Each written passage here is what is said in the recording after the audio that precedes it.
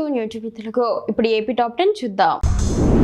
మాజీ రాజ్యసభ సభ్యులు, మాజీ ప్రభుత్వ హామీల కమిటీ చైర్మన్, ఉత్తరప్రదేశ్ రాష్ట్ర మాజీ కేబినెట్ మంత్రి శ్రీ సతీష్ చంద్ర మిశ్రా ఈ రోజు శ్రీకాళహస్తీశ్వర స్వామివారి దేవస్థానాన్ని సందర్శించారు.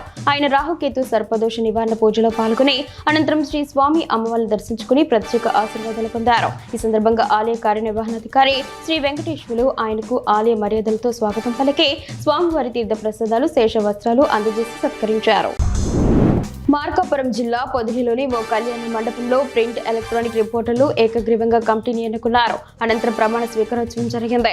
కమిటీ అధ్యక్షుడు శ్రీనివాసులు, కార్యదర్శి విశ్వనాథ్ మాట్లాడుతూ సీనియర్ పాత్రికేయులు బొగ్గ లింగయ్య మీడియాలో ప్రత్యేక స్థానం నిలుపుకున్నారని, వారిని స్మరించుకోవడం సంతోషంగా ఉందని తెలిపారు. ప్రెస్ క్లబ్ నిర్మాణానికి కృషి చేస్తామని హామీ ఇచ్చారు.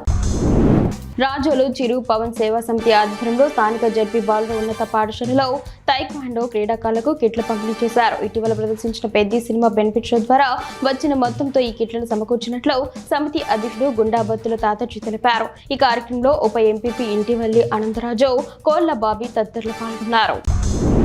రాజోలు ఎమ్మెల్యే దేవ వరప్రసాద్ కేసనపల్లిలో జరుగుతున్న శంకరగుప్తం డ్రైనీ పూడికతీత పనులను అధికారులతో కలిసి పరిశీలించారు.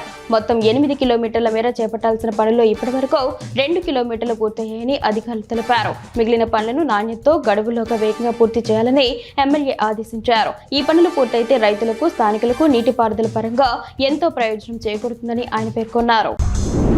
నరసాపురం వద్ద 132 kV లైన్ల బలోపేతం పనుల కారణంగా ఈ నెల 23, 24 తేదీల్లో అమలాపురం, రాజులు పరిసర ప్రాంతాల్లో విద్యుత్ సరఫరాకు అంతరాయం కలగనుందని కొత్తపేట ఈఈ రాంబాబు తెలిపారు.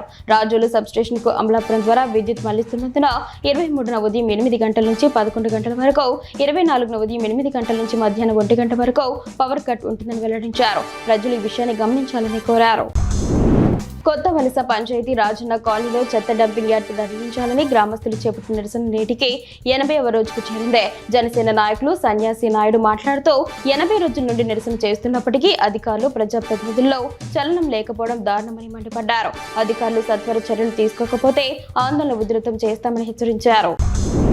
శ్రీశైల క్షేత్రానికి వచ్చే భక్తులకు మెరుగైన వసతులు కల్పించేందుకు ఆధునిక సౌకర్యాలతో కూడిన క్యూ కాంప్లెక్స్ ను త్వరలో నిర్మించనున్నట్లు trust board chairman Pothugunta Ramesh Naidu తెలిపారు. ధర్మకర్తల మండలి సమావేశంలో 45 అంశాలు చర్చించగా 34 అంశాలకు ఆమోదం లభించింది. క్షేత్రంలో హైమాస్ట్ లైట్లు, ఎలక్ట్రికల్ సదుపాయాలు, కాటేజీలు, డార్మిటరీలు అభివృద్ధి పనులు చేపట్టనున్నట్లు వెల్లడించారు. దేవస్థానంలో పూజా సామాగ్రి, అన్నప్రసాదాల కొనుగోలులో పారదర్శకత పాటించాలని అధికారులు, సిబ్బందికి సూచించారు. గూడూరుని జిల్లా కేంద్రంగా చేయాలనే డిమాండ్తో గత 200 రోజులుగా ఆందోళనలు కొనసాగుతున్నాయి. ఈ నేపథ్యంలో గూడూరు జిల్లా సాధన సమితి నాయకుడు కంకణాల పెంచల నాయుడు మాట్లాడుతూ గాంధీ బొమ్మ సెంటర్లో జరుగుతున్న ఆందోళనకు ప్రభుత్వం స్పందించకపోవడం విచారకరమని అన్నారు. వెంటనే స్పందించి గూడూరుని జిల్లా కేంద్రంగా ప్రకటించాలని ఆయన ప్రభుత్వాన్ని కోరారు. జీలుగుమిల్లికి చెందిన సిపిఎం పార్టీ నాయకులు రూపా సత్యనారాయణ, శేఖముడి సాయిలు పోలవరం ఎమ్మెల్యే చిర్రి బాలరాజు సమక్షంలో జనసేన పార్టీలో చేరారు. గతంలో జనసేనలో చురుకుగా పనిచేసి పార్టీ బలోపేతానికి కృషి చేసిన వీరు కొన్ని అనివార్య కారణాల వల్ల సిపిఎంలో చేరారని, తిరిగి ఈ రోజు జనసేనలో చేరడం జరిగిందని ఎమ్మెల్యే బాలరాజు తెలిపారు. నరసన్నపేట ప్రధాన రహదారిలో ఆర్టీసీ కాంప్లెక్స్ ఎదురుగా ఒక ఇంటి యజమాని తన స్థలానికి రక్షణగా ఏర్పాటు చేసుకున్న ఇనుప రేకులు ఇటీవల కురిసిన భారీ వర్షాలు పెనుగాలులకు ఒరిగిపోయాయి. దీంతో స్థానికులు భయాందోళనకు గురవుతున్నారు. ఇక్కడ వ్యాపారాలు చేసుకుంటున్న వారు ప్రమాదాన్ని గ్రహించి జాగ్రత్తలు తీసుకుంటున్నారు. మళ్లీ పెనుగాలులు వీస్తే పెద్ద ప్రమాదం పొంచి ఉందని వారు ఆందోళన వ్యక్తం చేస్తున్నారు.